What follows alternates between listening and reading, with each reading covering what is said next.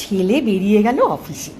আমি ভাবলাম ধুর, আজ আর রান্নাবান্না করবো না, ভাতটার মধ্যে হুড়ুর করে জল ঢেলে দিলাম, ওই আন্দাজ মতো জল আর কি। জল দিয়ে হাজবেন্ডকে বললাম, চলো আজকের আমরা পান্তা ভাত খাবো। পান্তা ভাত খাবে? ওমা, সে কি কথা, পান্তা ভাত? হ্যাঁ, আজকে পান্তা ভাত খাবো, আমি আর তুমি পান্তা ভাত খাবো।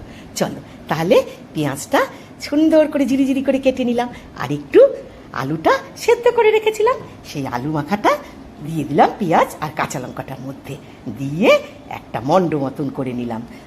তার মানে ওই যে আলুর চোখা বলে না, সেই আলুর চোখা করে নিলাম। তা পান্তা ভাত দিয়ে আলু চোখা দিয়ে তো দারুণ লাগবে, তাই না? এইবার আমি কিছুটা মুসুর ডাল সকালে উঠে ভিজিয়েই দিয়েছি। ছেলে চলে যাওয়ার পরে খানিকটা মুসুর ডাল ভিজিয়ে দিলাম। ভিজিয়ে দেওয়ার পর দেখলাম হ্যাঁ, বাটার মতন হয়েই গেছে। তারপরে ওই আলুর চোখাটা করে নিচ্ছি, এই দেখো খুব সুন্দর ভাজা ভাজা ভাজা ভাজা করে আলুর চোখাটা করে নিয়েছি। তারপর ওই মুসুর ডালটাকে বেটে নিলাম, বেটে নিয়ে ওর মধ্যে পেঁয়াজ দিলাম, কাঁচা লঙ্কা দিলাম, ধনে পাতা দিলাম, নুন দিলাম, হলুদ দিলাম, দিয়ে সুন্দর করে মেখে ছোট্ট ছোট্ট করে গরম গরম বড়া করব। এই দেখো মাখা হয়ে গেল।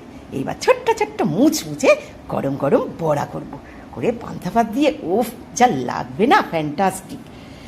ওই দেখো সুন্দর করে পকোড়াগুলো ভাজছি, আর হাজবেন্ডকে বললাম, আজকে তুমি রোজই তো গরম ভাত খাও, আজকের এই গরমে এটা খেয়ে দেখো, শরীর মন দুই ঠান্ডা হয়ে যাবে। আমার তো ডিউটি না তোমায় ঠান্ডা করবার,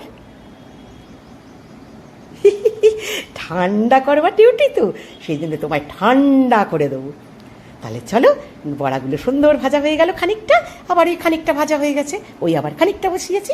ভাজাগুলো নিয়ে এইবার বড়াগুলো নিয়ে সুন্দর করে রাখলাম, রেখে এইবার চলো থালার মধ্যে সাজিয়ে দিয়েছি ভাত।